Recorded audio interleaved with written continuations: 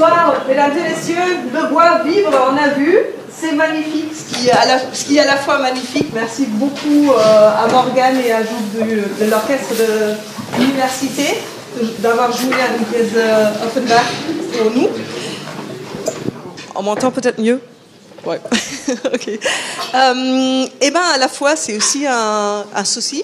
Dans la construction bois, il faut savoir éviter. C'est pour ça, on fait ce soir une conférence avec Monsieur Baumier sur la construction bois et le confort acoustique. Merci d'être venus aussi nombreux. C'est la première conférence qu'on fait cette année avec l'Ordre des architectes et FIBOIS. Je m'appelle Katharina Brockstedt du Centre de ressources Énergie.pro. Pour ceux qui ne nous connaissent pas, il y a un dépliant qui nous explique. C'est un centre de ressources qui a été créé il y a 2 ans de la part de la DEM et la région et l'INSA. Nous sommes à l'INSA. Il y a tout ce qui... Ouais, toutes les infos sont là-dedans. Alors, dans le cadre de ce travail commun, on va faire une conférence... quel bois, pour quel usage, qui aura lieu le 19 mai à Strasbourg. Il y a une table ronde qu'on va faire sur lever les freins de la construction bois, ensemble avec l'AQC, l'Agence Qualité Construction et Aléa Risque. Et sinon, qu'est-ce que je peux vous dire? Le Centre de ressources organise encore une soirée, une après-midi, mardi prochain à l'INSA, à la MICHA, sur les parois et l'énergie. C'est le Fraunhofer Institut de Fribourg en Allemagne qui va venir faire un discours en allemand, mais c'est traduit. Il faut s'inscrire en vitesse parce qu'il n'y a plus beaucoup de place. Sinon, on a demandé des candidatures pour un prix qu'on fait avec le Centre de ressources de Lorraine et de la Champagne-Ardenne. Et la remise des prix aura lieu à Nancy le 19 avril.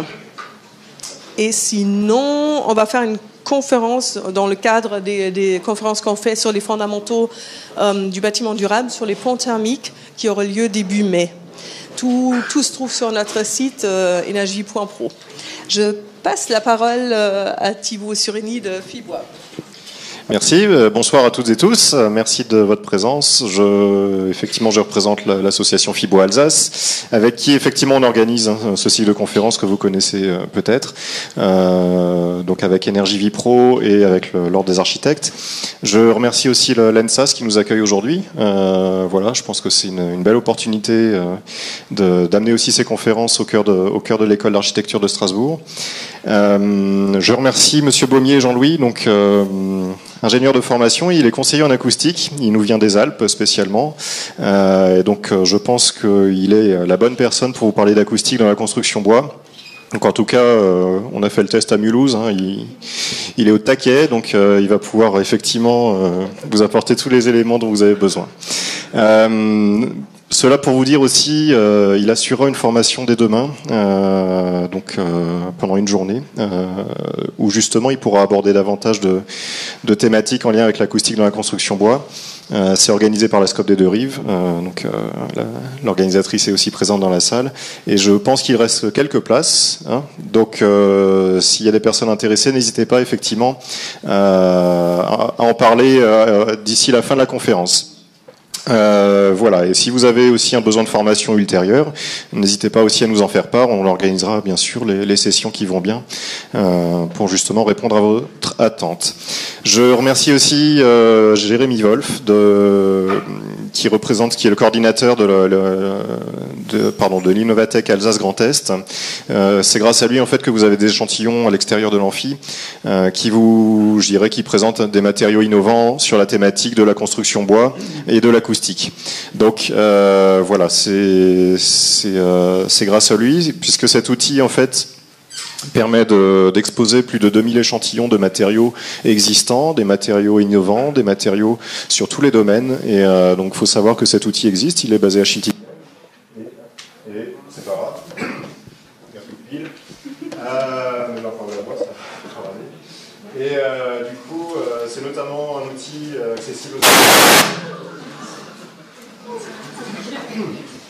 Bon. Les instruments, vous pouvez vibrer, mais c'est pas grave. Voilà. Et puis il y a un technicien dans le salon. Donc voilà, tout ça pour vous dire qu'effectivement cette matériothèque est un outil qui mérite d'être connu. Donc n'hésitez pas à vous rapprocher de lui pour en connaître davantage et sur vous ajouter aussi de visite de ce instrument à votre disposition. Voilà. Ça remarche? Oui, c'est bon, ça remarche. Le temps de passer la parole à Guillaume, architecte et représentant de l'Ordre des architectes ce soir, voilà, qui va vous parler du livre blanc. Voilà, je vais faire rapide. Donc, comme vous, je suis toujours heureux que nos vendredis de l'info, qui se transforment en mardi de l'info, et peu importe, sont des sujets qui vous passionnent. Et effectivement, en prenant des thèmes comme l'acoustique ou le problème du phonique dans la construction bois, on voit qu'on soulève des lièvres et qu'on n'est pas juste en train d'encenser, mais en train de parler de problématiques. Et effectivement, vous êtes de plus en plus nombreux. Et ce dont on est toujours très fiers, c'est le fait qu'il y a à la fois des archis, des étudiants, puisqu'on est à l'école d'architecture, des charpentiers, des bureaux d'études. Enfin voilà, on sort du corporatisme et on travaille tous ensemble. Alors au-delà de dire que je suis hyper content comme tout le monde, je voulais juste profiter de ce moment-là pour faire juste un petit élément de com, puisque le livre blanc des acteurs de l'architecture Alsace, Champagne-Ardenne, Lorraine vient de sortir. Alors pour ceux qui connaissent, c'est l'aboutissement effectivement des discussions et des différentes assises qu'il y avait eu dans le cadre de Région Architecture. Pour ceux qui ne connaissent pas, juste un rappel, Région Architecture, c'est le moment fort qui s'est passé l'année dernière, puisque l'Ordre des architectes suit les régions administratives. Donc bientôt il y aura un ordre Alsace, Champagne-Ardenne et Lorraine. Donc ça a été l'occasion justement de faire des discussions et permettre de voir qu'est-ce qui pourrait faire un peu avancer l'architecture dans notre région. Donc ce livre blanc, en fait, il est intéressant. Pourquoi? Parce qu'il a été fait conjointement par les ordres, les CAE, les 3 écoles d'architecture, les syndicats, les maisons d'architecture comme la Maison européenne de l'architecture à Strasbourg et d'autres filières du bâtiment. Même la FFB l'a signé. Donc on voit qu'on est dans toute une filière du bâtiment qui suit cette idée, grosso modo, qui est d'entraîner tout le monde vers une architecture qualitative, d'essayer de tirer économiquement et qualitativement notre architecture vers le haut, grosso modo que la Cale devienne une région exemplaire comme l'est aujourd'hui dans la tête de tout le monde le Vorarlberg. Et donc les propositions qui sont là-dedans, que je vous invite à lire puisque vous avez les livres ici, mais que vous retrouvez aussi sur regionarchitecture.eu, concernent l'ensemble des études jusqu'à la réalisation. Et bien évidemment, certaines de ces propositions concernent également la filière bois, puisque on était quelques Alsaciens à bien penser que cette filière était vertueuse et que nous voulions absolument que la région ACAL aille dans ce sens-là. Voilà. Bonne conférence à tous. Il y a un pont après la cafétéria en haut.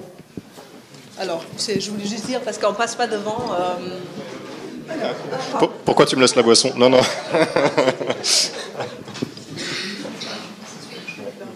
Alors, merci Thibault, merci. Merci à vous d'être là ce soir.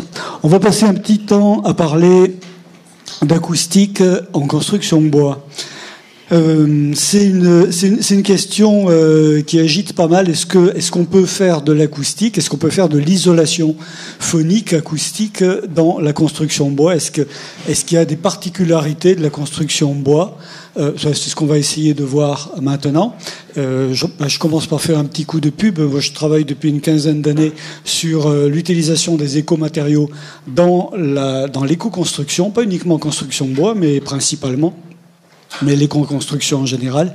J'ai écrit le bouquin que vous voyez ici, et puis voilà, je fais des conférences du conseil en acoustique sur l'éco-construction. Alors, en 1h30, on va pas avoir le temps de beaucoup entrer dans les détails, donc on va survoler simplement les grands principes et se donner une idée de est-ce qu'il y a des particularités dans la construction bois par rapport à l'acoustique, et puis comment on peut utiliser ces particularités. Est-ce que ce sont des handicaps? Est-ce que ce sont des avantages, des atouts? Comment on peut jouer avec ça? Voilà.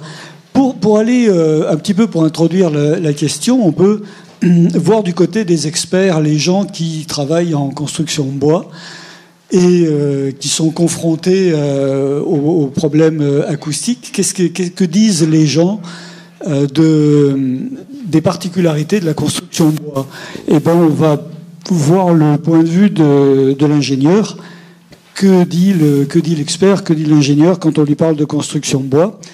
Il relève dans un premier temps qu'on a affaire à des constructions qui sont souvent des constructions légères, et donc avec un manque de masse. On ne peut pas comparer la construction bois et la construction maçonnée. On n'est pas du tout dans les mêmes échelles de masse volumique des matériaux et de densité des combinaisons. Donc là, on a une différence assez importante. Cette absence de masse, ce déficit en masse, joue en acoustique et produit souvent des risques de faiblesse, notamment dans les basses fréquences. Alors les basses fréquences, c'est quoi? C'est les sons graves essentiellement, qui sont des ondes sonores de grande amplitude qui mettent en ébranlement, qui mettent en vibration les structures pour peu que ces structures soient légères, de faible masse volumique. Donc on observe souvent des risques de faiblesse dus à la faible masse, et puis dû aussi au fait qu'en construction bois, on est souvent dans des cavités, dans des systèmes constructifs. On a souvent des éléments constructifs qui sont des assemblages avec des vides plus ou moins importants et qui créent aussi des espaces de résonance. On observe aussi assez fréquemment des risques de bruit d'équipement, de propagation des bruits d'équipement. Alors, c'est quoi les bruits d'équipement? C'est les cages d'ascenseur, les VMC, les clims, tout ce qui est équipement domestique qui, à défaut d'être correctement suspendu, a tendance à mettre en vibration les structures beaucoup plus en construction de bois. On observe aussi un inconfort, et ça c'est vraiment systématique, on va un peu en parler plus précisément, les séparations d'étages en construction bois. C'est un peu un casse-tête pour les constructeurs, pour les architectes, qui se demandent si vraiment on peut obtenir un confort acoustique en construction bois, et même si on peut être réglementaire. Est-ce que en construction en bois, on peut respecter la réglementation acoustique? C'est une question qui se pose. Continuons pour dire que la construction bois est souvent une construction d'assemblage, puisqu'on réalise en atelier une préfab et ensuite l'assemblage se fait sur chantier, avec le risque de points faibles, de défauts de jonction entre les éléments constructifs. Et puis, pour finir, peut-être battre en brèche une idée reçue, le matériau bois n'est pas un produit performant en acoustique. Là, peut-être que ça va à l'inverse de choses que vous avez entendues, mais quand on dit que le matériau, et on lit souvent sur les documents les documents grand public, souvent, on lit souvent que le bois c'est un super matériau pour l'acoustique. En fait, on confond deux choses. On confond la correction acoustique, c'est-à-dire le traitement intérieur des locaux, et l'isolation phonique. On va revenir un peu là-dessus.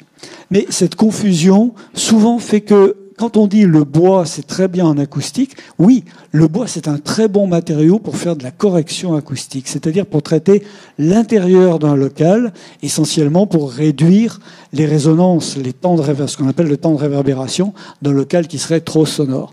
Mais non, le bois n'est pas un bon matériau pour faire de l'isolation. Pourquoi? Tout simplement par manque de masse. Parce que c'est un produit qui est à la fois rigide et léger, et qui donc a tendance à transmettre les sons, les vibrations, plutôt qu'à les arrêter. Voilà. Ça, c'est les constats qu'on peut faire. Alors, une fois qu'on a fait ces constats, comment on peut aller plus loin? Qu'est-ce qu'on peut faire avec ça? Alors, ce soir, je vous propose une démarche en plusieurs petits chapitres. On va parler un peu voir rapidement, très rapidement, un peu de théorie, les fondamentaux de l'acoustique, et puis les principes de l'isolation acoustique. Isolation phonique, c'est la même chose. Les deux termes sont synonymes. Et puis, on verra comment on peut mettre en application ces grands principes qu'on aura vus dans deux situations. Le cas d'une paroi séparative, par exemple une paroi séparative entre deux logements contigus. Et puis, le fameux cas de la séparation d'étages, qui est vraiment un problème récurrent en construction bois. Et puis, on parlera un petit peu des matériaux, des éco-matériaux pour l'acoustique. Voilà notre programme pour cette rencontre. Alors, pour commencer, on va faire un tout petit peu de théorie. C'est des choses, je pense, pour la plupart, qui vous sont familières. On va parler de décibels. Le décibel, ouais, j'attends que tout va très bien.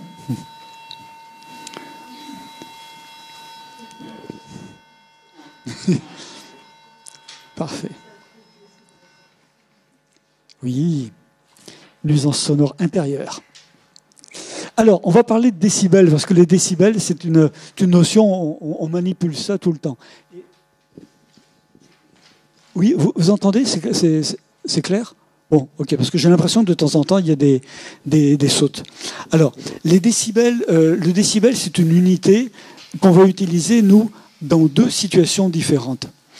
La première situation, c'est quelque chose que vous connaissez, que tout le monde connaît. Le décibel, c'est une mesure du niveau sonore, de l'intensité sonore. Voilà ce qu'on peut dire du décibel en tant que mesure de l'intensité sonore. On va prendre une échelle de décibels qui part à 20 décibels. 20 décibels, on considère que c'est le silence. On va passer sur l'idée de 0 décibels, ça nous amènerait à faire de la théorie. Mais 20 décibels, on considère dans notre civilisation occidentale que c'est le silence. Et puis, on monte petit à petit en niveau sonore. Là, c'est très difficile de dire à quel niveau sonore vous entendez ma voix. Il faudrait que je sois moi-même dans la salle, mais a priori, si vos oreilles supportent les sons, c'est qu'on ne doit pas dépasser 60 à 65 décibels, je pense. J'ai du mal parce que je suis en arrière des enceintes, donc je n'entends pas ce qui est diffusé en salle. Si on était dans une petite salle de réunion, une vingtaine de personnes, vous entendriez ma voix avec un niveau sonore qui serait entre 50 et 60 décibels à peu près. C'est en général ce qu'on observe. Quand on monte à côté d'un boulevard très passant, un 2x2 voies où les voitures roulent avec une circulation assez dense, on est facilement à 80-85 décibels. Je ne veux pas faire un cours sur les niveaux sonores, donc je m'arrête là, ça suffit, pour juste donner une idée des niveaux en présence. Et par contre, il y a une chose importante pour nous, intéressante pour nous, c'est l'addition des décibels. Parce que là, il y a une particularité. Prenons une source sonore, quelle qu'elle soit. Une source sonore, on va dire qu'elle délivre, je dis un chiffre arbitrairement, 70 décibels. Deux sources sonores identiques ne nous donneront pas 70 plus 70, 140. Eh non, ça nous donnera 73 décibels. Quand on multiplie par 2 le nombre de sources ou la puissance du son, on gagne 3 décibels.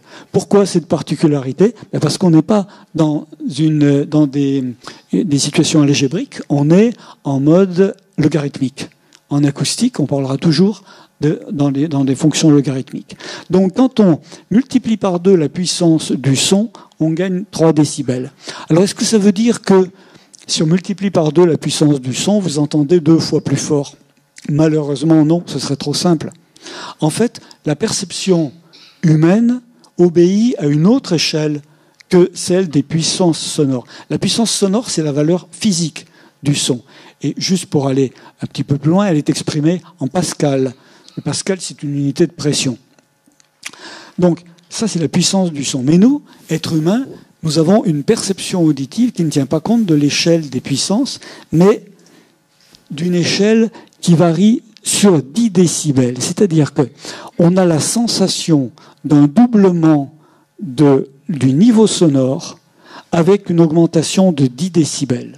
Si on double la puissance du son, comme on vient de le voir précédemment, avec une augmentation de 3 décibels, on percevra, la sensation sera perceptible. La différence entre les deux sera perceptible.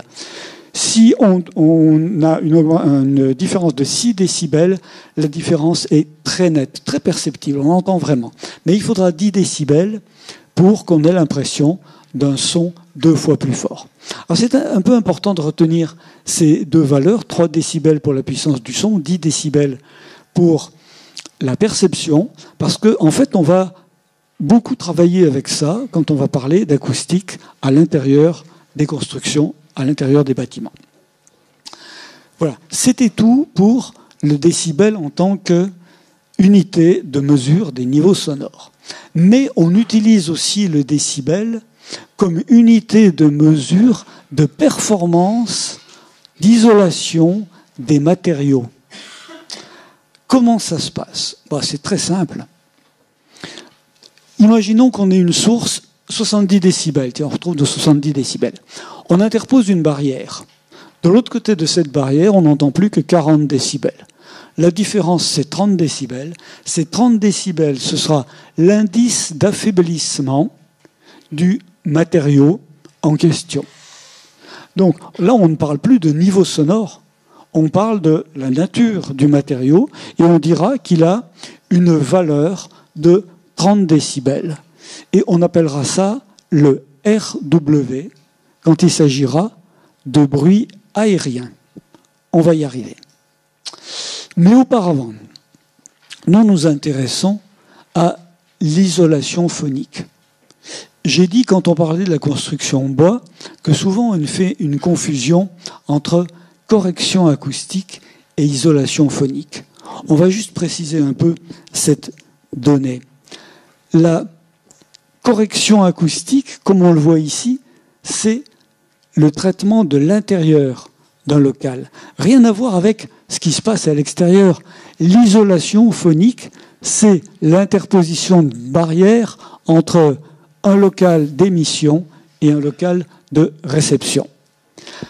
Ne pas confondre les deux. Pourquoi ne pas confondre les deux? Parce que déjà les théories, les indices utilisés, les mesures ne sont pas du tout les mêmes, mais surtout pour nous, les matériaux, les stratégies de mise en œuvre, les principes de mise en œuvre des matériaux ne sont pas du tout les mêmes, suivant qu'on cherche à réduire des sons qui viennent de l'extérieur, à s'isoler de sons d'un local voisin ou de l'extérieur, ou suivant qu'on cherche à réduire les temps de réverbération, les résonances intérieures d'un local. Deux choses totalement différentes, et ne pas confondre les deux est important. Dans les années 70, il y avait un truc qui était très à la mode, c'était de coller des boîtes à œufs contre les murs. Peut-être vous avez vu ça. C'est un très bon outil pour faire de la correction acoustique. Ça n'a jamais fonctionné pour empêcher les sons extérieurs d'entrer dans la pièce. C'est pas du tout pareil. Donc ne confondons pas les deux. Voilà. Avec ça, juste une autre précision. Ne pas confondre également les bruits aériens et les bruits solidiens. Le bruit se propage de deux manières. Par voie aérienne, vous entendez ma voix par les enceintes. Sortant des enceintes, c'est l'air qui est mis en ébranlement jusqu'à vos oreilles. C'est la voie aérienne. Dans la voie solidienne, ce qu'on appelle aussi les bruits de choc ou les bruits d'impact, ce sont les structures qui sont mises en vibration en premier. Bon, bien entendu, si vous entendez les pas du voisin du dessus dans un collectif, dans un habitat collectif, c'est parce que l'air transmet aussi les vibrations, les sons. Mais dans un premier temps, en première étape, ce sont les structures qui sont mises en ébranlement. Alors, qu'est-ce qu'on peut dire? Je vous ai dit tout à l'heure, donc on le précise maintenant, l'indice pour les bruits aériens, ce sera l'indice RW, qui est exprimé en décibels. RW, 30 décibels, c'est la valeur de performance d'un matériau quelconque au bruit aérien. Et l'indice de performance pour les bruits d'impact, ce sera l'indice LN. C'est peut-être des notions que vous connaissez déjà, alors ça fait des rappels. Voilà. Ce qui est important de noter, c'est que j'ai indiqué des flèches là. Une croissante, une descendante. Pourquoi? Parce que l'indice RW pour les bruits aériens, c'est logique. Plus le chiffre est élevé, meilleure est la performance du matériau. Prenons un matériau d'isolation quelconque, s'il est caractérisé, s'il est crédité de 60 décibels, bien entendu, c'est qu'il est plus performant qu'un autre matériau qui serait donné à 40 décibels. Et bien pour les bruits d'impact, c'est l'inverse. Plus le chiffre est bas, meilleure est la performance. Pour des raisons sur lesquelles je ne m'attarde pas, parce que ça nous retarderait trop. Mais c'est utile ce que je vous dis, c'est pas pour le plaisir de la théorie, c'est parce qu'on va le voir dans les minutes ou les dizaines de minutes qui viennent. Donc, l'indice pour les bruits aériens, plus le chiffre est élevé, meilleure est la performance. L'indice pour les bruits d'impact, plus le chiffre est bas, meilleure est la performance. Voilà. Avec ça, on a fini pour la théorie. On peut passer à autre chose. Ça va jusque-là? Bon. Ok. Continuons. Je fais un petit point sur la réglementation acoustique en vigueur. Alors, c'est un casse-tête, la réglementation acoustique. C'est vraiment un casse-tête, c'est qu'elle est très complexe. D'abord, elle propose une obligation de résultat par des mesures réalisées sur site. La réglementation s'en fiche que vous ayez utilisé un super matériau très performant en laboratoire.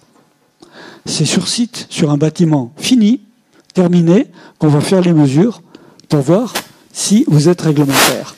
Qu'est-ce que ça veut dire? Qu'est-ce que ça veut dire être réglementaire? Ça veut dire répondre à des exigences en isolement. Et la réglementation pose un certain nombre d'exigences en niveau d'isolement. Ça ne veut pas dire que la réglementation vous donne un niveau sonore maximal audible. Non, c'est un niveau minimum d'isolement à respecter. Grande différence.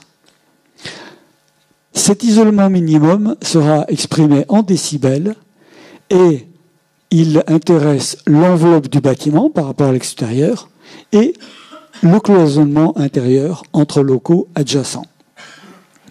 Mais là où ça devient un peu compliqué, c'est que les exigences réglementaires ne sont pas les mêmes en fonction du type de bâtiment, de la destination, de la nature du bâtiment. Souvent, quand on a affaire à des bâtiments d'habitation, ou des hôpitaux, ou des hôtels, ou des établissements d'enseignement, ou des locaux de travail, ou des lieux musicaux, les exigences réglementaires ne sont pas les mêmes.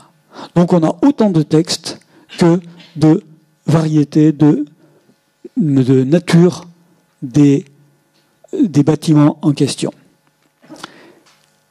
Si c'était ça, ce serait encore relativement simple.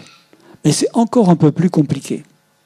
Je vais prendre juste le cas des bâtiments d'habitation, pour ne pas charger trop le propos. Dans les bâtiments d'habitation, on a soit la maison individuelle, sur le plan acoustique, on fait la différence entre les maisons individuelles et l'habitat collectif ou les maisons accolées. Pour les maisons individuelles, souvent j'entends dire, y compris par des architectes, je fais de la maison individuelle, j'ai rien à respecter en acoustique, je fais ce que je veux, ce que le client me demande, aucune importance. Ben non, c'est pas vrai. Une maison individuelle est soumise à la réglementation sur les bruits environnants. Et les bruits environnants sont classés en 5 catégories en fonction de l'intensité du bruit, de la nature de la voix, de la distance de la source, de l'orientation des façades, de la présence d'obstacles. Ça permet de classer la zone, l'environnement, en 5 catégories. Et à chacune de ces catégories correspond une exigence d'isolement particulière. Donc une maison individuelle est soumise à la réglementation sur les bruits extérieurs. Par contre, à l'intérieur de la maison individuelle, aucune exigence. Vous faites ce que vous voulez. Prenons le cas maintenant des maisons accolées ou du collectif. Là, on a non seulement les exigences par rapport à l'environnement, mais dans le cloisonnement intérieur. Et ces exigences vont intéresser les bruits intérieurs, bruit aérien ou bruit d'impact, avec des niveaux d'isolement particuliers à respecter, et une différenciation suivant que la mitoyenneté intéresse des pièces à vivre, des pièces de service, pièces à vivre entre elles, pièces de service entre elles, espace collectif, etc., etc. Et les bruits d'impact, avec aussi des exigences diverses en fonction de la nature des pièces. Et pour finir, des exigences sur les bruits d'équipement, comme on l'a vu tout à l'heure, les cages d'ascenseur, VMC, climatisation, etc.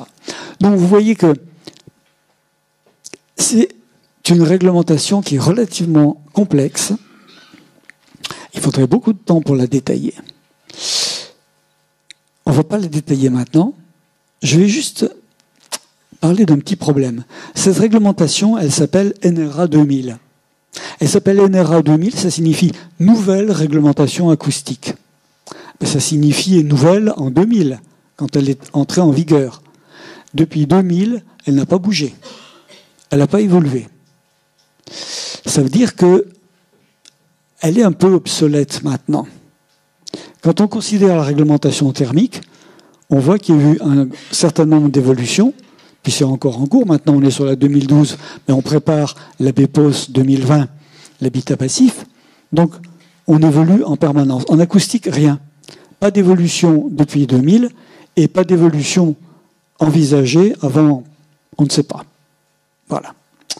Donc, elle est assez obsolète. Le problème, c'est qu'elle était déjà un peu obsolète à l'époque. Qu'est-ce que ça veut dire? Ça veut dire que cette réglementation, déjà à l'époque, n'était pas une garantie de confort pour les occupants de l'habitation, d'une habitation.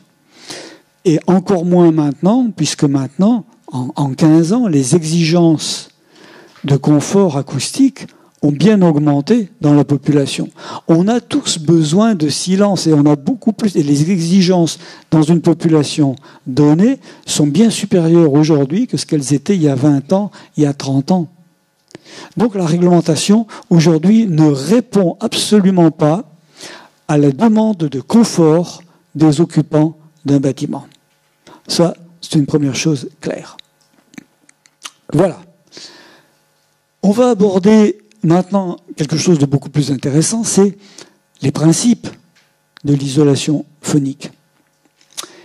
Et juste avant d'aborder les grands principes qui conduisent à l'isolation phonique, une chose à dire, une chose fondamentale en acoustique de la construction.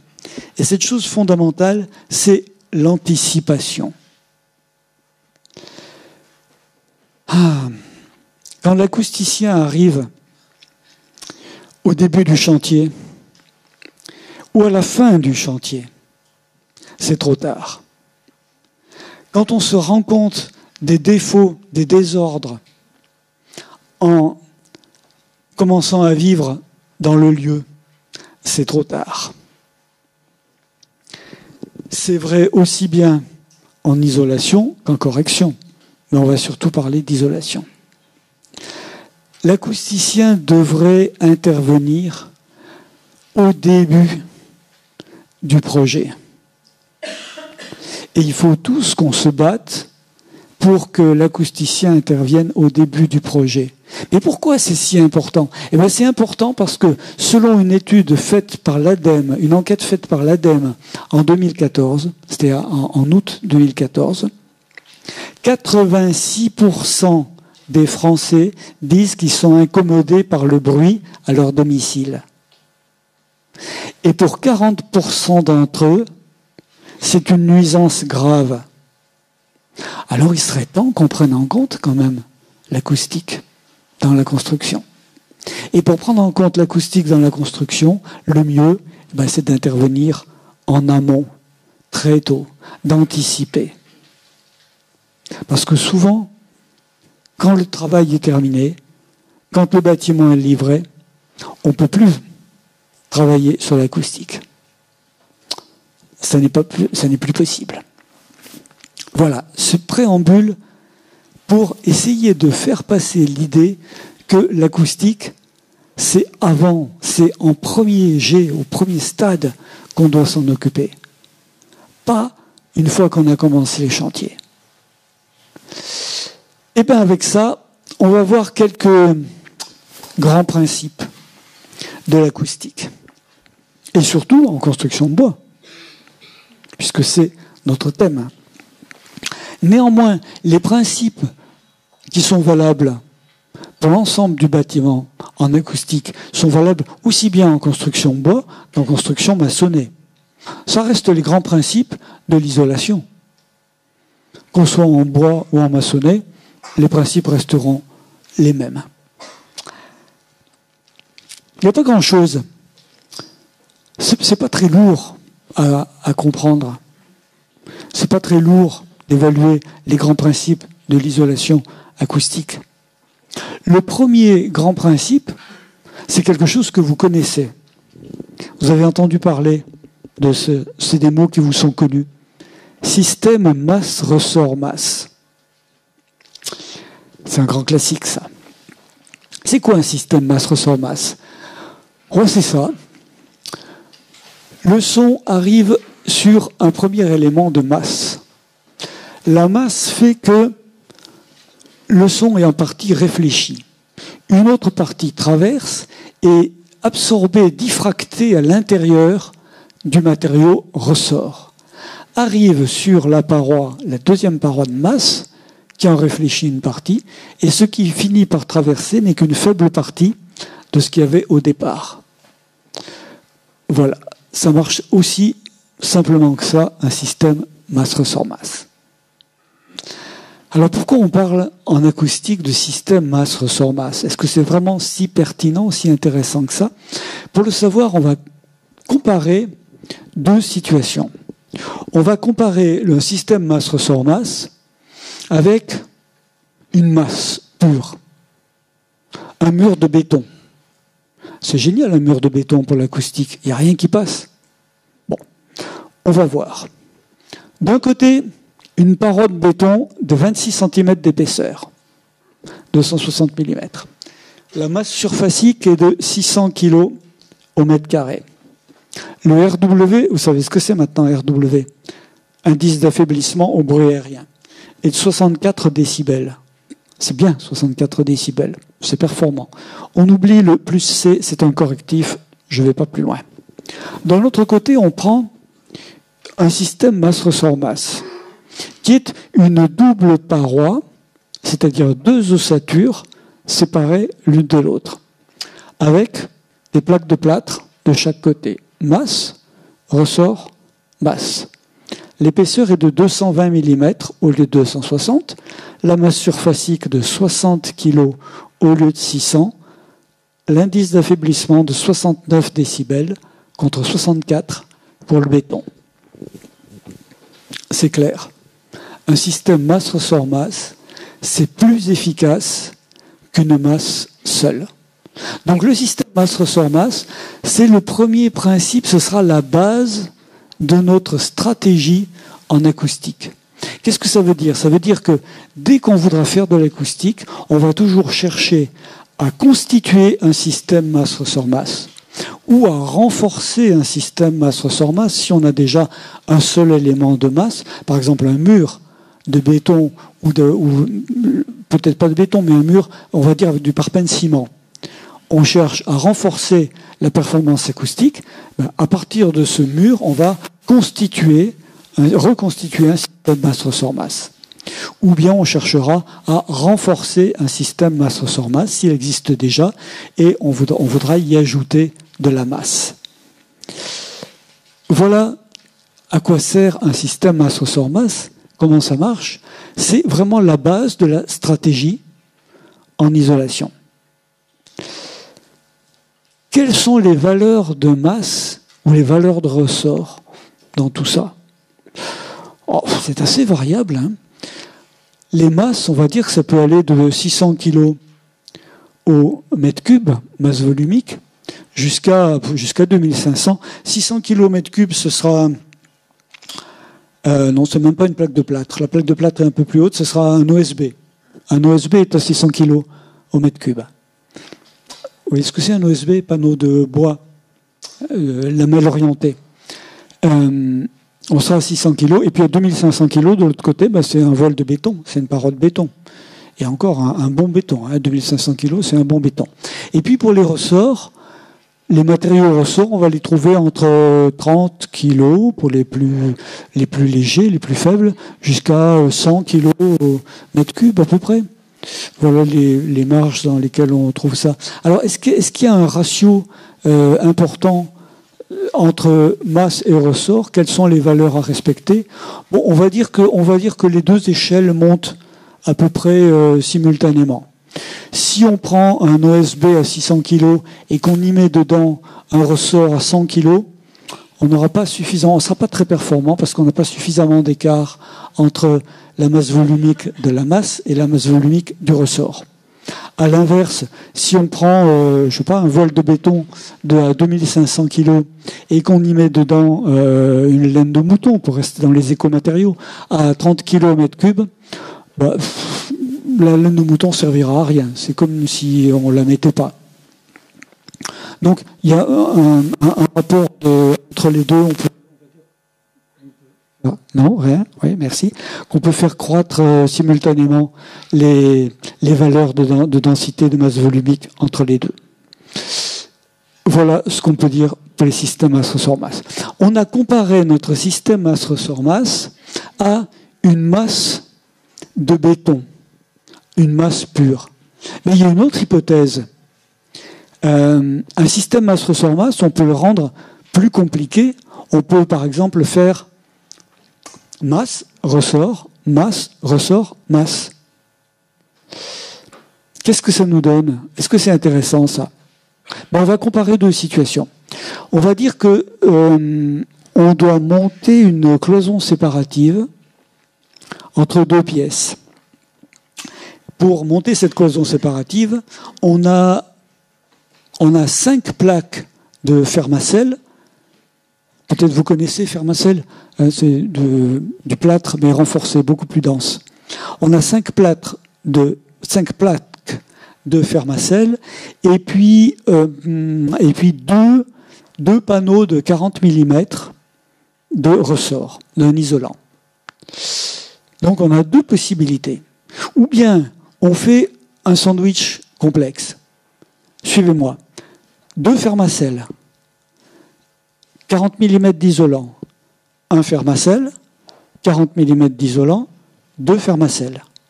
Donc ça fait masse, ressort, masse, ressort, masse. C'est la première hypothèse. La deuxième hypothèse, on va rassembler tout ça. On va mettre 3 fermacelles d'un côté, 80 mm nos 2 panneaux au centre, et puis les 2 fermacelles restants de l'autre côté. On a la même épaisseur, on a le même nombre de matériaux. Qu'est-ce que ça fait? Eh bien voilà la réponse. Qu'est-ce que ça fait? Dans le cas de notre paroi complexe, on a une efficacité de 53 décibels. Encore une fois, le correctif entre parenthèses, oublions-le. 53 décibels. Et si on est dans un système simple, masse-ressort-masse, on est à 59 décibels, 6 décibels de plus. Eh bien oui, dans tous les cas, c'est le système masse-ressort-masse simple qui sera plus performant qu'un sandwich ou une paroi complexe. Et ça, c'est systématique. Dans tous les cas, quand on va chercher à constituer un système masse-ressort-masse ou à le renforcer, on essaiera toujours d'être sur un système simple. Masse, ressort, masse. Inutile de faire des sandwichs, c'est moins performant. Voilà un principe important. Deuxième chose importante en acoustique. Qu'est-ce qui fait la performance d'un système masse-ressort-masse? Pour le savoir, je vous propose 3 parois. Une première avec une ossature métallique de 48 mm, c'est l'ossature basique, classique qu'on voit partout. 48 mm avec un isolant de 45 mm dedans et une plaque de plâtre de chaque côté. Dans la deuxième paroi, on a utilisé une ossature de 100 mm avec une plaque de chaque côté. On a doublé l'épaisseur d'isolant. Dans la troisième paroi, on a gardé notre isolant de base, 45 mm, en doublant la plaque de chaque côté. Qu'est-ce que ça nous donne en acoustique? Voilà ce que ça nous donne. Celle-là, elle est classique. Vous allez voir, on va la retrouver plein de fois. 42 décibels. C'est vraiment une cloison de base. 2 BA13 et un isolant à l'intérieur. Quand on double l'épaisseur, on gagne 3 décibels. Mais quand on double la masse, on gagne 7 décibels. En acoustique, c'est la masse qui procure l'essentiel de la performance et non pas l'épaisseur d'isolant. Et c'est intéressant et c'est problématique parce qu'on est à l'inverse du thermique. En thermique, on a besoin d'épaisseur d'isolant importante. C'est pour ça que sur les murs, vous n'hésitez pas à mettre 30 cm, 40 cm en toiture d'isolant pour accéder au passif. On a assez facilement 40 cm en toiture. En thermique, les épaisseurs d'isolant sont importantes. En acoustique, bien sûr, on gagne un petit peu. La preuve, on gagne 3 décibels si on double. Mais l'essentiel de la performance est donné non pas par l'épaisseur d'isolant, mais par la masse. Ça, c'est le deuxième principe important en acoustique. C'est la masse qui assure la performance. Et puis, pour finir avec les grands principes de l'isolation acoustique. Le troisième grand principe, c'est ce qu'on appelle la désolidarisation des surfaces. Dans un système masse-ressort-masse, l'idéal, c'est qu'on n'ait aucun contact, aucun lien entre les deux masses. Que les deux masses soient sans contact l'une avec l'autre. Alors, ce n'est pas toujours possible. Dans une cloison, par exemple, il faut bien que les plaques, si on est avec des plaques de plâtre, il faut bien qu'elles soient vissées sur l'ossature. Donc, l'ossature est un lien entre les deux plaques de plâtre. C'est inévitable. C'est un peu plus facile en plancher. Qu'on soit sur un plancher béton, comme on le voit là-haut, ou sur un plancher bois, on peut avoir ce qu'on appelle des sous-couches qui vont totalement désolidariser le plancher de base du plancher final. Et puis, le sommet de la désolidarisation, c'est ça. C'est ce qu'on appelle la boîte dans la boîte. Bon, on ne fait pas ça dans l'habitat. On fait ça dans des locaux professionnels, auditorium, studio d'enregistrement. La boîte dans la boîte, ça consiste à partir d'une cellule de base à construire à l'intérieur une cellule totalement désolidarisée, sans aucun point de contact avec la cellule de base. Là, on atteint des isolements de l'ordre de 70-80 décibels. C'est-à-dire, c'est vraiment du coffre-fort acoustique. Mais c'est pas dans l'habitat, c'est assez rare dans l'habitat. Voilà les 3 grands principes de la stratégie acoustique. 1. Masse ressort masse. 2. La masse assure la performance. 3. La désolidarisation des surfaces. Avec ça, on est prêt à faire de l'acoustique. Et c'est fini pour les principes. Donc on va voir comment on va appliquer ces principes au travers de 2 exemples. Paroisse séparative, par exemple entre 2 logements contigus, et notre fameux plancher d'étage. Auparavant, un petit détour pour essayer de voir ensemble une chose qui est très importante. C'est la mise en œuvre des matériaux en acoustique. Et au-delà de la mise en œuvre, les risques qu'on a, notamment en construction bois, là on va être vraiment au cœur du sujet, parce que la construction bois présente parfois des difficultés qu'on ne trouve pas en construction maçonnée. Quelques exemples issus de chantiers.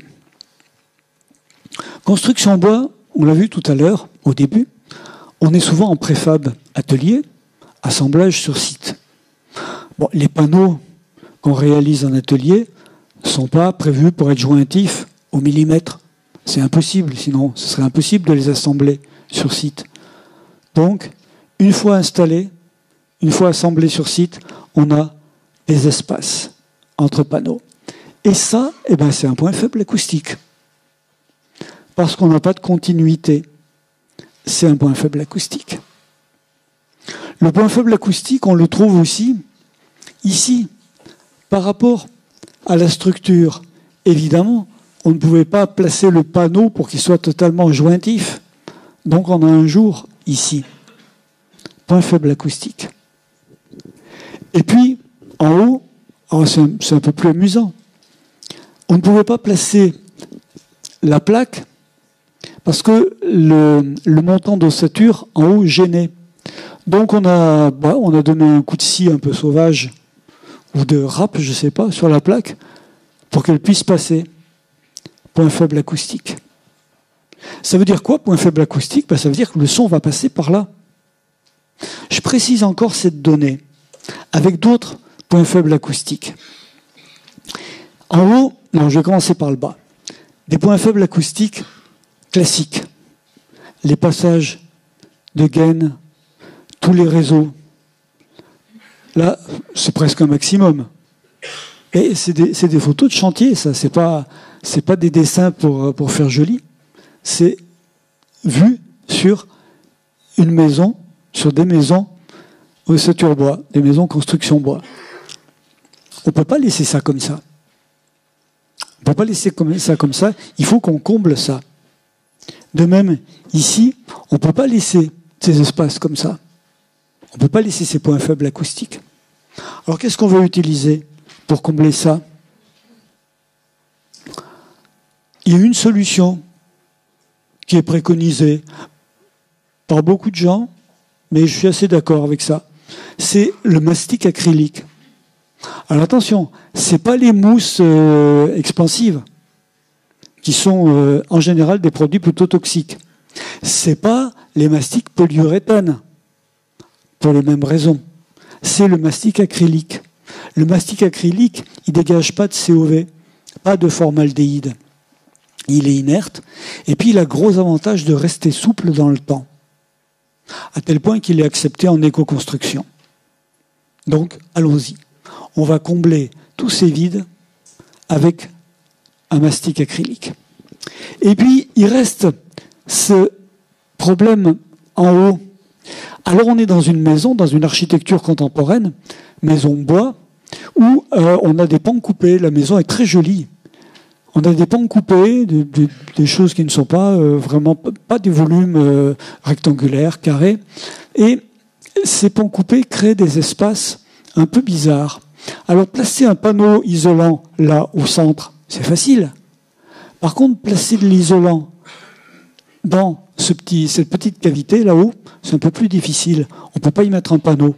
Donc, il faudra placer à la main, pratiquement, aller bourrer à la main des morceaux d'isolant.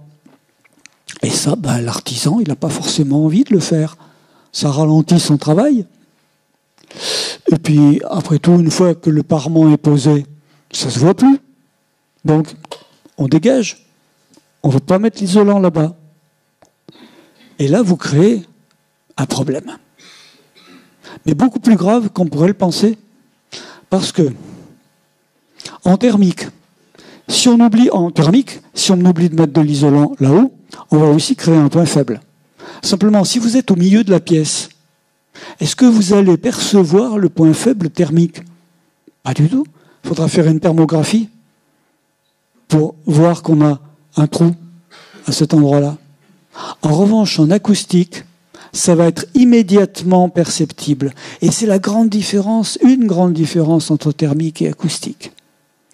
Si on a oublié d'isoler ce coin là-bas, et si vous avez une nuisance sonore importante à l'extérieur de la maison, vous allez entendre le bruit venir de cette direction-là. Et ce sera très net. grande différence entre thermique et acoustique. On ne peut pas se permettre le moindre défaut en acoustique parce qu'il est immédiatement perceptible. Ça, c'est une chose importante. Alors, qu'est-ce que ça coûte de mal poser un élément, d'oublier l'isolant? J'ai un exemple sur les fenêtres. On a tant de possibilités de poser une fenêtre en courant, avec des fuites, sans faire attention.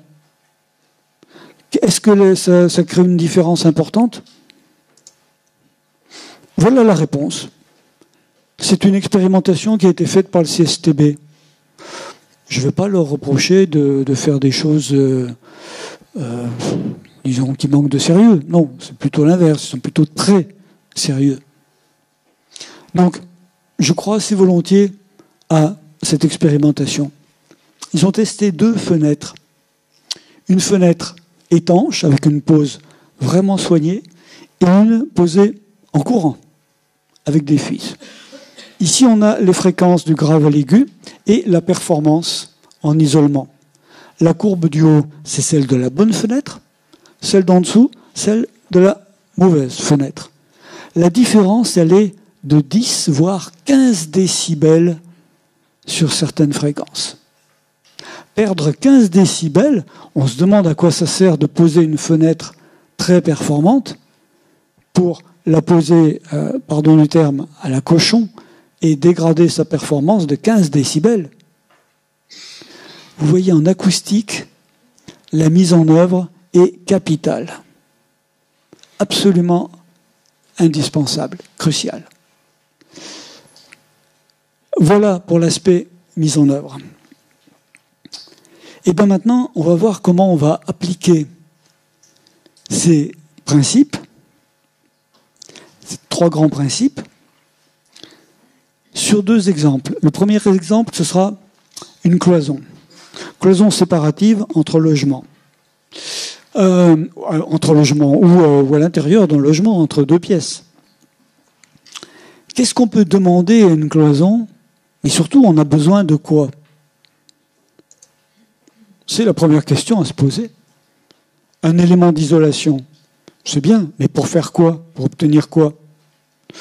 Si on a besoin que d'un confort de base, par exemple entre, qu'est-ce que je vais dire, entre 2 pièces à vivre, mais relativement silencieuses, 42 décibels, c'est la cloison classique. C'est déjà pas mal. Elle est déjà un peu performante.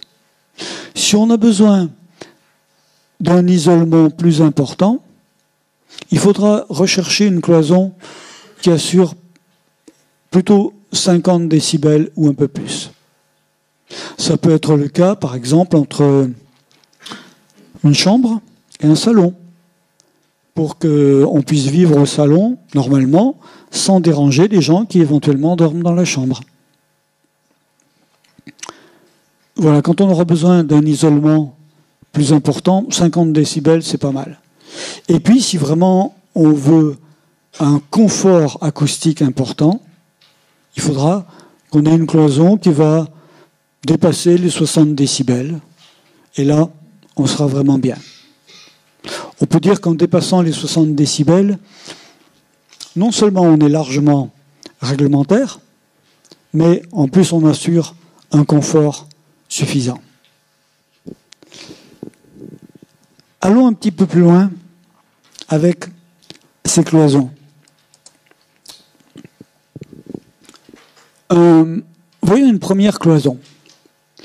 Entre 2 logements, alors entre 2 logements contigus, les exigences réglementaires, la réglementation en vigueur, imposent un isolement de 53 décibels. Encore une fois, attention, ce n'est pas le niveau de bruit perçu, c'est l'isolement qui doit être au minimum de 53 décibels. Ça veut dire que si on a d'un côté des sons de l'ordre de 85 décibels, en étant réglementaire, en respectant l'isolement réglementaire, du côté réception, on aura 32 décibels. C'est pas beaucoup, 32 décibels, mais on l'entend. 32 décibels, ça veut dire que si 85 décibels, c'est de la musique écoutée un peu fort, ben les gens qui sont de l'autre côté vont quand même entendre la musique. Alors, prenons une cloison en double ossature métallique. Double ossature, ça veut dire 2 ossatures parallèles, mais sans joint, sans lien entre les deux. 2 fois 48 mm, avec de chaque côté 2 BA13, 2 plaques de plâtre. 2 fois 45 mm d'isolant, avec 14 mm de vide entre. On est à 64 décibels d'efficacité au bruit aérien. Ce qui veut dire que si on a nos 85 décibels côté émission, on n'aura plus que 21 décibels côté réception. Et là, magique, c'est le silence. Voilà un exemple d'une cloison performante. Il y a juste une chose gênante, c'est que on est en construction bois, on parle en construction bois. Et de temps en temps, il y a des clients qui disent « Mais moi, je veux rester bois, je veux pas de plaque de plâtre chez moi. Je veux rester bois, je veux pas d'ossature métallique. Je veux que tout soit sur ossature bois. Alors, est-ce qu'on peut faire une cloison qui serait entièrement en bois et qui serait quand même performante? On va essayer. Alors on propose une double ossature bois sur le même principe de 2 ossatures décalées avec un espace de 100 mm ampli de 80 mm. On vous dit la cellulose, ça pourrait être autre chose. Et 2 OSB de 18 de chaque côté. 65 décibels, 64 pour la première, c'est semblable. Donc, oui, on peut réaliser des cloisons séparatives performantes et qui non seulement répondent largement à la réglementation, mais qui, en plus, donnent un confort acoustique. C'est intéressant de savoir ça. Oui, en ossature bois, oui, en construction bois, on peut faire de l'acoustique. On peut faire de cloisonnement efficace. Moyennant quand même de respecter quelques prescriptions. Et là, on va retrouver nos points faibles.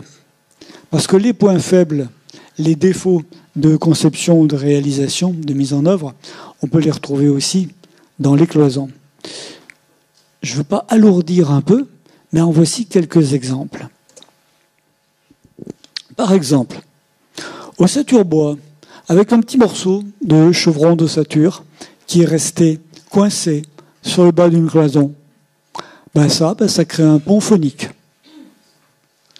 Ici, on a utilisé un matériau ressort qui n'était pas suffisamment dense et qui s'est affaissé un peu. Un pont phonique. Dégradation de la performance. Là, c'est les boîtiers d'encastrement, évidemment. On doit, en général, que ce soit dans une cloison, dans un mur, on a des prises, on a des interrupteurs. Donc, on travaille en encastré. On crée comme ça un pont acoustique. On dégrade la performance de la cloison. Et puis, les bas de cloison. Alors, c'est important, les bas de cloison. Les plaquistes savent qu'ils ne doivent jamais poser une plaque de plâtre au sol. C'est dans le DTU. C'est interdit. Les plaques de plâtre, on doit les poser sur des cales. On visse les plaques, on enlève ensuite les cales et on laisse entre 8 et 13 mm de jour au bas des plaques de plâtre. Pourquoi? C'est pour éviter la dégradation par capillarité, par des remontées d'humidité. Ne serait-ce que quand on fait l'entretien, qu'on passe la serpillière ou autre, ou si de l'eau qui tombe sur le parquet, pour empêcher que le plâtre absorbe, que les plaques de plâtre absorbent l'eau. Donc, on laisse le bois de cloison sur ossature métallique avec le jour réglementaire dessous. Eh bien, sur une cloison de 4 mètres, si on laisse 13 mm de jour en bas de cloison. On dégrade la performance acoustique de 15 décibels. On perd 15 décibels de performance de la cloison. Ah oui, mais on ne laisse pas ça comme ça, on met une plainte devant. Ben oui. Et si on met une plainte devant, on va encore perdre quand même 10 décibels. On perd un petit peu moins, mais on perd quand même 10 décibels. Vous vous rendez compte, une perte de 10 décibels, à quoi ça sert d'avoir une cloison super performante, notre cloison à 64 décibels, qu'on a vu juste avant, si c'est pour qu'on laisse le jour en bas et qu'on n'ait plus que 54 décibels. Donc, il faut qu'on comble. Ça, on n'a pas le choix, on est obligé, on ne peut pas descendre les plaques au sol, c'est interdit. Mais on doit combler ce jour en bas. Encore une fois, mastic acrylique. C'est la bonne solution. Et puis, si on est en ossature bois, c'est encore plus simple. On met une semelle de bois plus large qui prend en compte la totalité de l'épaisseur de la cloison et on pose nos plaques de plâtre sur cette semelle plus large. C'est encore plus simple. Voilà pour les cloisons. Où on démontre que oui, on peut faire une cloison performante en construction bois, mais que, encore une fois, il y a un certain nombre de prescriptions de mise en œuvre à respecter. Là, c'est juste vraiment un petit détail. En fait, on pourrait y passer plus de temps que ça, et ce sera le cas demain, puisque demain, on a notre journée de formation, et là, on va vraiment détailler tout ce qu'il faut faire pour qu'une cloison soit performante. Abordons maintenant la deuxième application de nos théories dans la séparation d'étages. Oh, grand problème, la séparation d'étages. Grand problème en construction de bois. Comment ça se passe au départ ? On va partir de la réglementation. La réglementation impose, entre deux logements superposés, 55 décibels au bruit aérien, en isolement, et 58 décibels au bruit d'impact. D'un côté, on va prendre un plancher béton. C'est une dalle de 140 mm, sur laquelle on a posé une sous-couche en liège de 10 mm, et puis on a fini avec une chape de 40 mm et un sol PVC. La performance de ce plancher béton est indiquée ici. 61 décibels en bruit aérien contre 55 exigés et 53 décibels contre 58. Vous vous souvenez, pour les bruits d'impact, plus les chiffres sont bas, plus on est performant. C'est le contraire des bruits aériens. Donc ici, on est largement réglementaire, puisque la demande, c'est 58 décibels, et on a 53. Et puis en face, on va mettre un plancher bois sur lequel on a essayé de trouver une formule acoustique. Alors on a fait un truc un petit peu compliqué. Notre plancher de base, c'est un simple OSB sur solive. On a commencé par mettre une fibre de bois de 20 mm. Dessus, on a remis un OSB de 18 mm. On a posé dessus des lambourdes de 35 mm et on a rempli les espaces de 20 mm de sable pour faire de la masse. Et on a fini avec un parquet peint de 23 mm. En RW, on aura 43 décibels. On est loin des impératifs réglementaires. Et en bruit d'impact, on est à 63.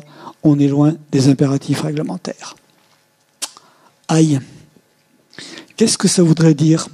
Ça voudrait dire que, quelle que soit la complexité des solutions, on ne peut pas être réglementaire en construction bois. Ben, on va essayer d'aller plus loin. Avec une autre configuration. Au lieu de travailler par-dessus, comme ici, on va travailler par-dessous. On va suspendre un plafond sur rail métallique.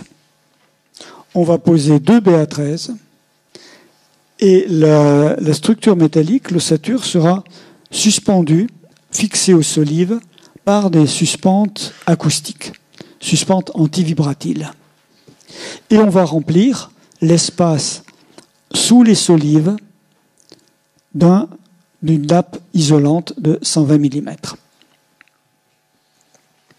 Le résultat, 57 décibels pour 55 demandés, c'est juste, hein, on n'a pas beaucoup de marge. 52 décibels pour 58 demandés, c'est mieux. C'est mieux. On va dire qu'au bruit d'impact, on serait pas mal. Au bruit aérien, je trouve qu'on est trop limite. On est trop à la limite, on n'est pas sûr, une fois installé, une fois qu'on a réalisé ce plancher, on n'est pas sûr d'être réglementaire. Néanmoins, on voit quand même une chose, c'est que manifestement, on est plus efficace en travaillant par-dessous qu'en travaillant par-dessus. Eh bien, retenez ça parce que c'est une constante. En construction bois, on est toujours plus efficace en travaillant par-dessous que par-dessus. Et c'est presque le contraire avec la construction maçonnée. Sur dalle béton, on est meilleur quand on travaille par-dessus. Sur plancher bois, et surtout sur plancher léger, type OSB, simple OSB sur solive, on sera toujours plus performant en travaillant par-dessous que par-dessus. Ça, c'est vraiment un principe propre à la construction bois. Alors, comment on pourrait améliorer ça? Est-ce qu'on peut aller encore plus loin? Oui. On peut aller encore plus loin en réalisant une double ossature. On est toujours en bois. On va réaliser une double ossature. C'est-à-dire, on aura une solive supérieure qui portera le plancher et une solive inférieure décalée qui portera le plafond. Sans lien entre la solive du dessus et la solive haute et la solive basse. Quand on modélise avec des outils informatiques ces solutions, on voit qu'on obtient 73 décibels en RW pour les 55 demandés et 48 décibels pour les 58 demandés. Donc le double solivage permet non seulement d'être largement réglementaire, mais en même temps d'assurer le confort acoustique. Alors, je précise un tout petit peu, mais pour ça je suis obligé de lâcher le micro. Qu'est-ce que c'est le double solivage? Des solives, un champ de solive supérieur qui porte le plancher et un champ de solive inférieur décalé en quinconce qui porte le plafond. Ces solives sont bien entendu fixées en muraillère sur les extrémités, mais il n'y a pas de lien entre les solives hautes et les solives basses. Voilà ce qu'est un double solivage désolidarisé. Et ça, c'est la solution ultime en construction bois. C'est ce qui nous donne la performance. Est-ce qu'on est sauvé avec ça? Et malheureusement, pas encore. Souvenez-vous, au tout début de notre présentation, on a dit qu'en construction bois, on avait souvent le problème de l'émergence des basses fréquences. Pourquoi? Parce que, comme le bois est un matériau à la fois léger et rigide, il a tendance à transmettre les vibrations. Eh bien, ce sera le cas même avec cette solution. Quand on a 73 décibels d'efficacité, c'est 73 décibels calculés sur la totalité du spectre sonore du grave, médium, aigu. Mais si on regarde uniquement le grave, on a une faiblesse importante de la performance. En abscisse, les fréquences du grave à l'aigu. En ordonnée, la performance et la courbe est bien nette. On voit que dans le grave, on est nettement moins performant que dans le médium et dans l'aigu. Qu'est-ce qu'il faut? Il faut essayer de réduire cette amplitude de performance entre le grave et l'aigu. Comme on le voit ici. On a pincé l'amplitude. Et pour ça, la seule manière, c'est d'ajouter de la masse. Si vous êtes en construction bois sur des sons courants, type voix, radio, musique, télévision, je ne parle pas des musiques actuelles. On va voir pourquoi tout de suite. Si vous êtes dans cette configuration basique, vous pouvez vous contenter d'un RW, 73 décibels, c'est bien performant. En revanche, si vous devez lutter contre des nuisances sonores, des fréquences graves, là, je parle des musiques actuelles. Pourquoi? Parce que dans les musiques actuelles, on a une prédominance de graves, percussion ou basse. Donc beaucoup de sons graves. Là, ça ne marchera pas du tout.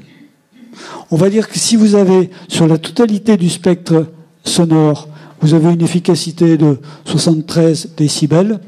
Si on prend uniquement la partie grave, je ne sais pas, il y aura peut-être 45, 50. Oui, la différence est aussi importante que ça. On le voit bien ici.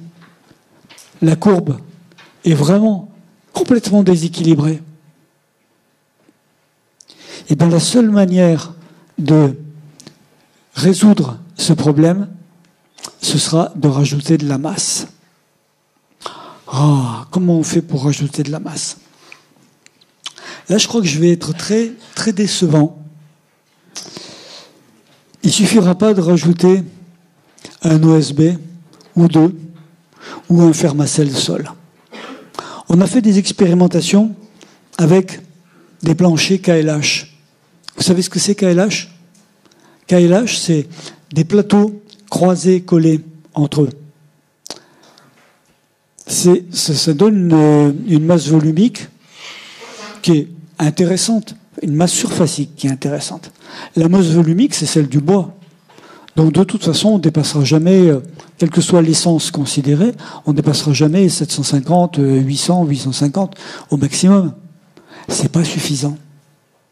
Les expérimentations qui ont été faites indiquent que dans les graves, on peut obtenir un bon résultat, un résultat de confort acoustique avec un panneau de KLH de 37 cm d'épaisseur. Autant dire, c'est irréalisable. C'est irréalisable déjà parce que ça coûte un bras. Donc, c'est pas tellement d'actualité. C'est pas tellement réalisable. Alors, qu'est-ce qu'on peut faire pour ajouter de la masse? Je disais que j'allais être décevant. Eh bien, il n'y a pas d'autre solution que passer en filière humide.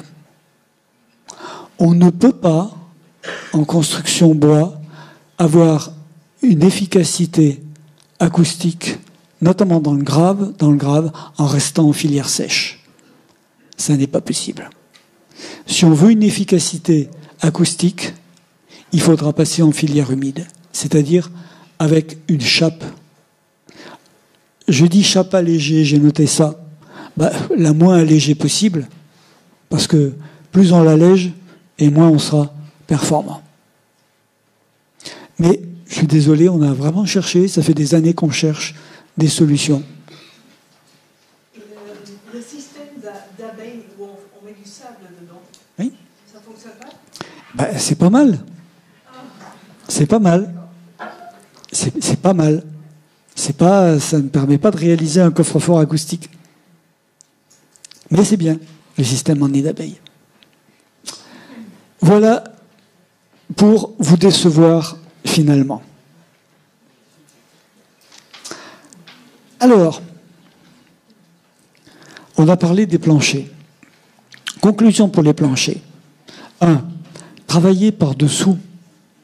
Alors je sais, ça pose un problème avec les gens qui disent « Moi, je veux voir les poutres, je veux poutres apparentes, moi. » C'est pas difficile, hein. On fait de l'acoustique ou de l'esthétique. C'est un peu dommage de dire ça. Non, il y a quand même une solution. C'est de faire à mi-poutre, à mi-solive. Donc on laisse apparente la moitié de hauteur, et puis on crée un plafond à mi-hauteur des solives. Ça marche. C'est un moyen terme. Évidemment, on ne sera pas aussi performant avec ce système qu'avec un système où on va totalement désolidariser ici sous solive. Mais le fait de fermer à mi-hauteur ici va jouer pour les bruits aériens. Pour les bruits d'impact, ce sera quasiment inefficace. Pourquoi ? Parce que les bruits d'impact passent à travers la structure des solives. Donc, on ne va rien isoler du tout. Par contre, pour les bruits aériens, ce sera un peu performant. Voilà pour les planchers. Travailler par-dessous et ajouter de la masse. Je voudrais maintenant vous apporter juste une information, toujours sur les planchers, mais pour vous permettre d'aller plus loin. C'est posé à propos des séparations d'étages la question de comparer des solutions acoustiques. Si je reprends ce plancher là-haut, si j'ajoute sur mon plancher 10 mm de liège, qu'est-ce que ça fait? Et si à la place du liège, je mets de la fibre de bois, est-ce que ça va être différent? Et dessous, je prévois le panneau épais, c'est de la laine de chanvre. Et si à la place de chanvre, je mets de la cellulose, ça fait quoi? Personne ne pouvait répondre à ces questions. Parce que la seule façon de répondre à ces questions, c'est de comparer toutes ces solutions différentes dans un même laboratoire. C'est pas en traitant des informations, des mesures faites une fois en France, une fois aux États-Unis, une fois en Autriche, une fois au Canada, par des laboratoires différents, ou par des universités hollandaises, par exemple, qu'on peut comparer les choses. Il faut vraiment travailler sur un même laboratoire. Donc c'est un projet que j'avais lancé sur les écomatériaux il y a plusieurs années avec le CSTB, puis ça n'a pas pu être réalisé. Et ça a finalement été réalisé avec le recours au privé. Donc nous avons été 4 partenaires en 2012, à partir de 2012. Et c'est un projet que j'avais initié, coordonné, avec le Gabion, qui est un organisme de recherche et de formation à l'éco-construction, le LASA, un bureau d'études acoustiques qui est un des plus gros bureaux d'études acoustiques français, et surtout le premier pour l'acoustique de l'habitat, et aussi qui se spécialise bien en construction bois, dans l'acoustique de la construction bois. Et puis le réseau des matériaux verts, qui est un réseau de distribution de matériaux de construction, d'éco-matériaux de construction. Et à nous 4, nous avons construit notre propre laboratoire de mesure acoustique. Ça n'est pas un laboratoire normalisé. Évidemment, on n'avait pas le demi-million d'euros qu'il faut pour construire un laboratoire normalisé. Par contre, ça ne nous intéressait pas de construire un laboratoire normalisé. Ce qu'on voulait, c'était quelque chose qui soit le plus possible, le plus représentatif possible des conditions réelles d'un bâtiment d'habitation. Donc, on a construit un petit bâtiment de 20 mètres carrés au sol, en ossature bois et remplissage paille, sur 2 étages. Et la séparation d'étages est très performante, très élaborée. Et au sein de cette séparation d'étages, on a une fenêtre de test dans laquelle on a construit les configurations de séparation d'étages qu'on voulait tester, mesurer.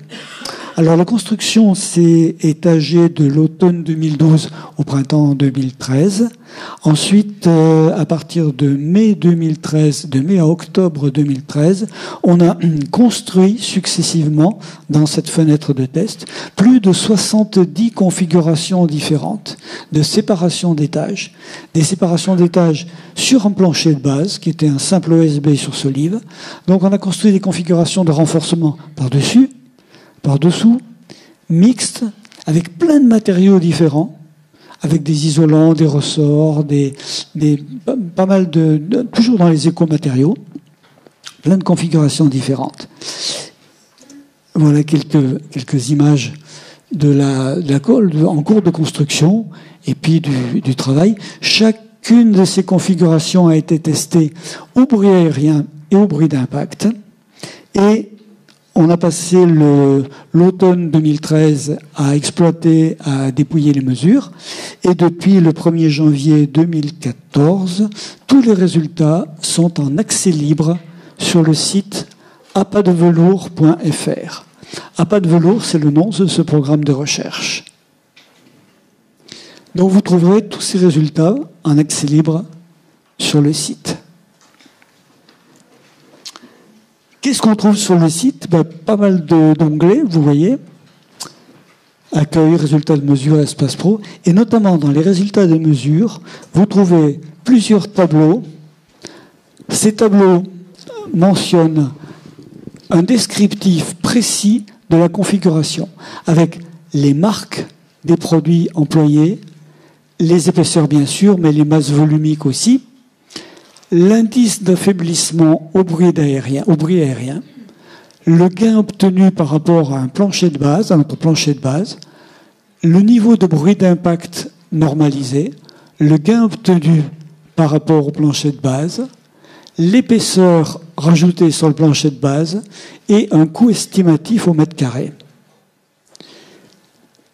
Si vous recherchez une configuration de séparation d'étages, vous avez des chances de trouver votre bonheur en allant voir les documents de ce site.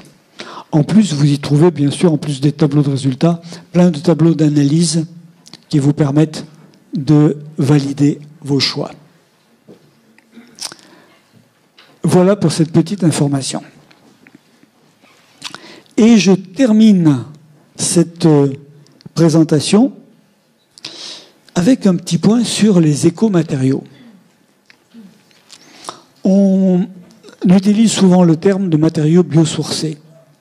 Biosourcé, c'est un peu restrictif, je trouve. Ça veut dire végétal ou animal. Et je préfère dire écomatériaux, ce qui inclut aussi les matériaux d'origine minérale. Est-ce que ces matériaux sont utilisables pour nous en acoustique par rapport aux matériaux conventionnels? C'est quoi les matériaux conventionnels? On va dire c'est le parpaing de ciment, le bloc béton classique de 100 mm, c'est la laine de verre qu'on peut utiliser soit en remplissage du plénum, plafond, soit en sous-couche dans des présentations minces.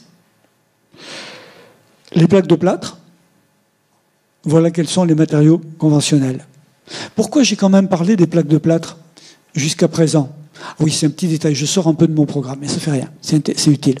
Parce que la plaque de plâtre, aujourd'hui, elle est acceptée en éco-construction, mais à condition qu'elle provienne d'un des grands fabricants européens. Je vais les citer: Knauf, Placo, Lafarge, Signat, j'en oublie peut-être quelques-uns.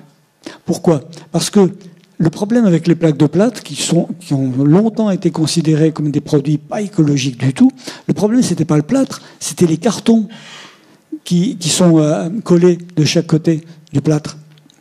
Ce sont des plaques cartonnées. Et ces cartons étaient souvent vraiment pleins de produits qui dégageaient des vapeurs désagréables, voire toxiques.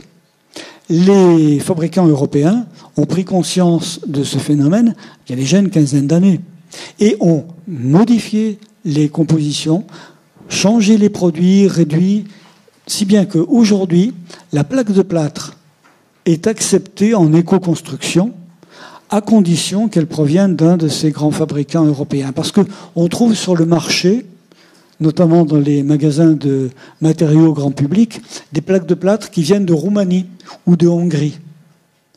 Et ces plaques-là, je ne saurais pas les recommander.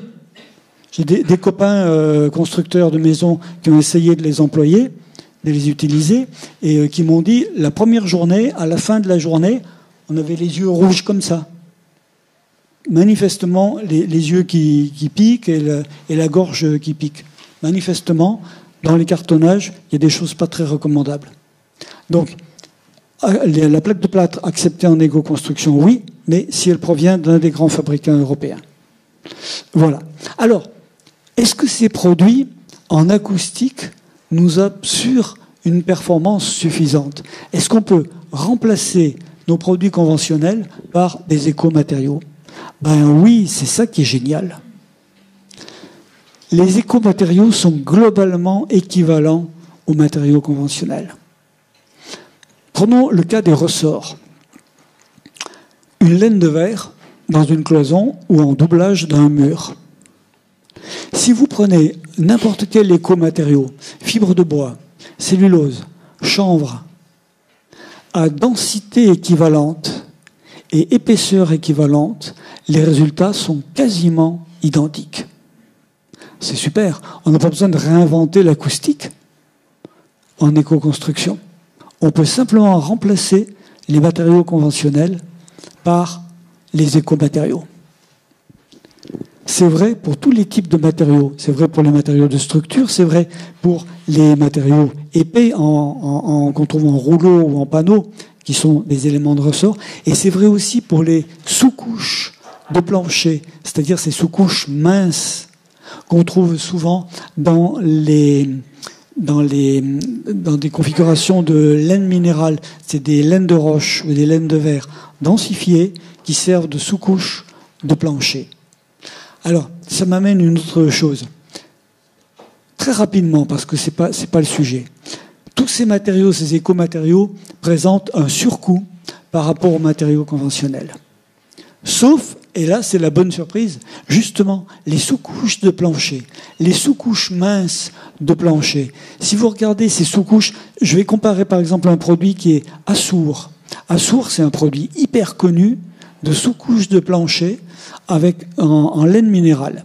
Si vous comparez Assour ou des produits équivalents avec les feutres en écomatériaux, qui sont des feutres de chanvre, laine de mouton ou feutre de bois, les performances sont identiques et ils sont 25 à 30% moins chers que les produits en laine minérale.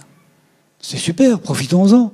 On peut utiliser des écomatériaux et pour une fois, ça va nous coûter moins cher que les matériaux conventionnels.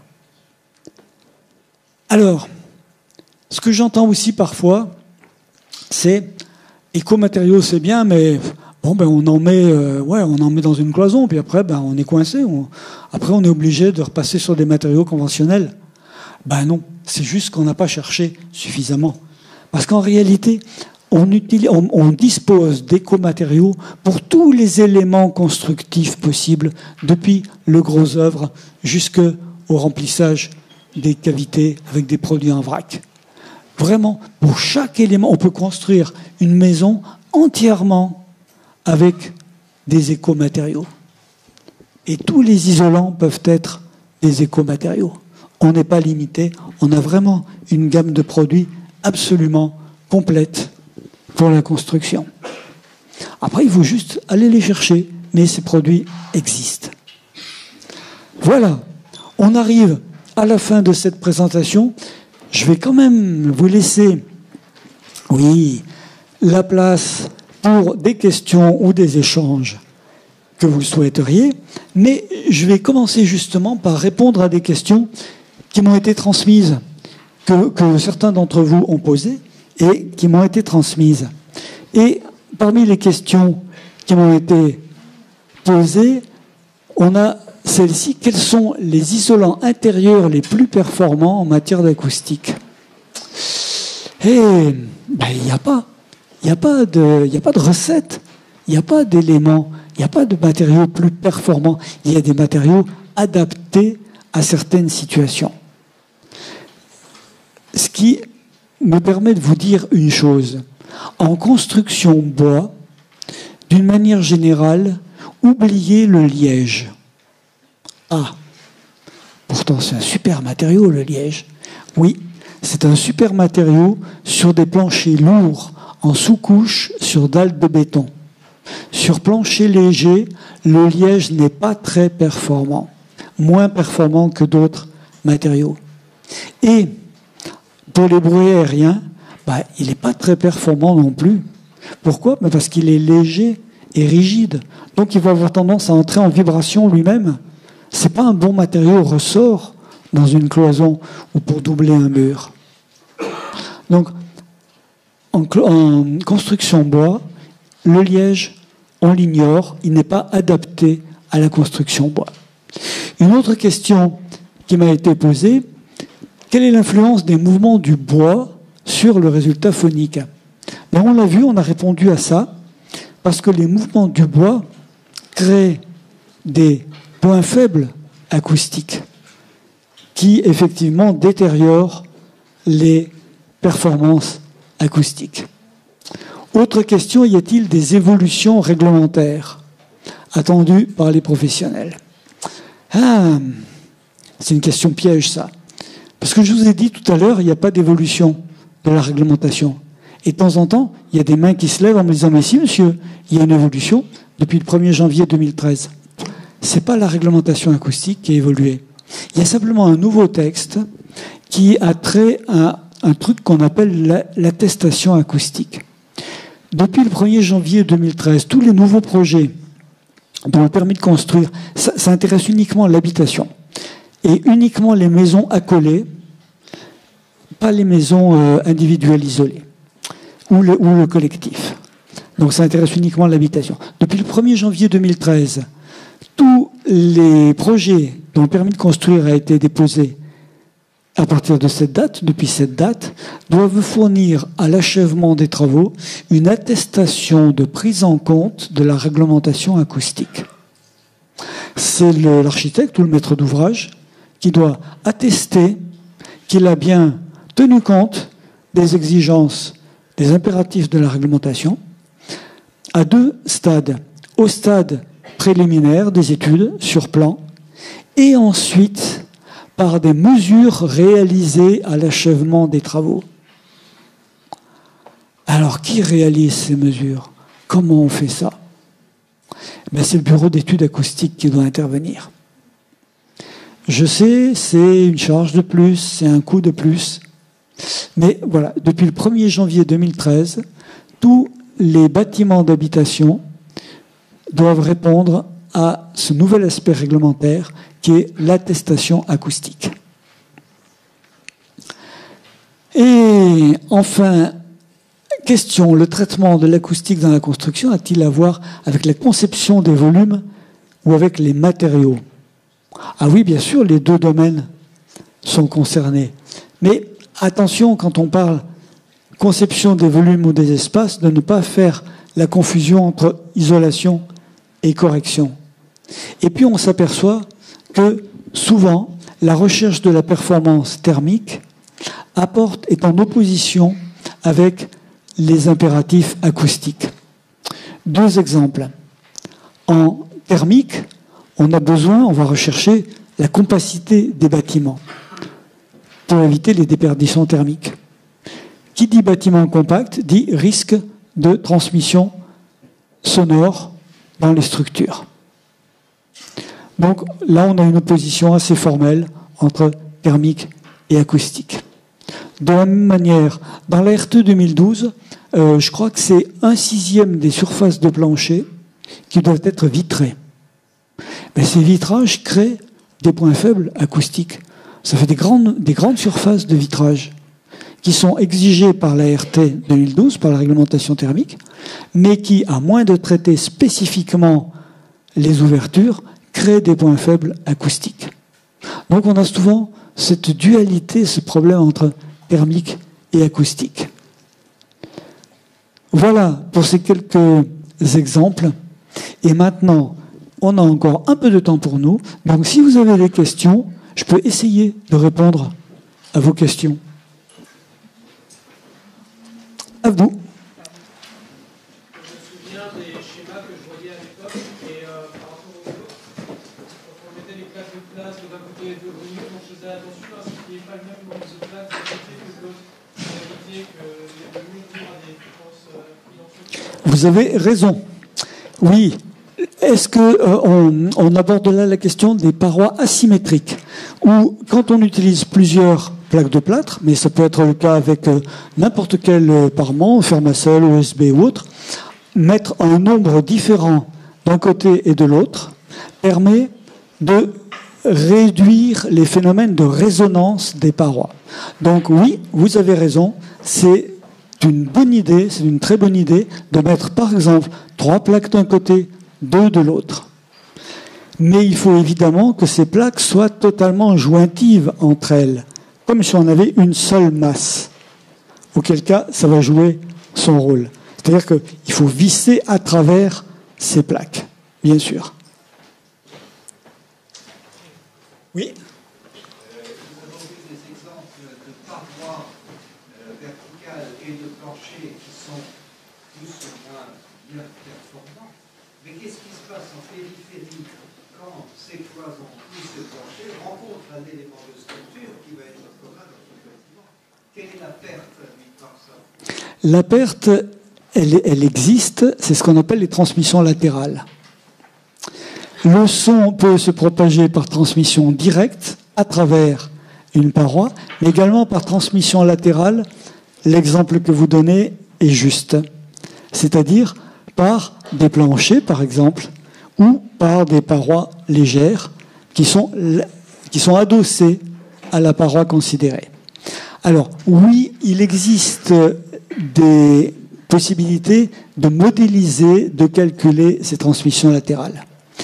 Il existe également des stratégies pour réduire ou annuler complètement les transmissions latérales. C'est un peu court là pour en parler maintenant. Je suis même pas certain que demain on ait le temps d'aborder cette question, mais ça vaut la peine de la traiter, effectivement. Parce qu'on s'aperçoit que les transmissions latérales peuvent dans certains cas être aussi importantes que les transmissions directes. C'est le cas dans des collectifs, des collectifs type HLM des années 1960, où vraiment les prescriptions acoustiques n'étaient pas du tout performantes, puisque la réglementation acoustique était à peine balbutiante. Donc on s'aperçoit que quand on veut renforcer l'isolement acoustique dans ce type de bâtiment, on s'aperçoit qu'on entend par exemple les bruits des voisins du dessus, certes, mais que si on isole le plafond, on va entendre ensuite sur le haut des parois, le haut des cloisons, parce que le son se propage par les parois. Phénomène de transmission latérale, on peut modéliser ça en construction, c'est assez facile de résoudre ces problèmes. En rénovation, c'est un casse-tête. C'est souvent impossible en rénovation. Mais en construction, on peut. C'est même assez facile. D'autres questions? S'il n'y a pas d'autres questions, il me reste à vous remercier et à vous souhaiter une bonne continuation en acoustique. Bon, je reste.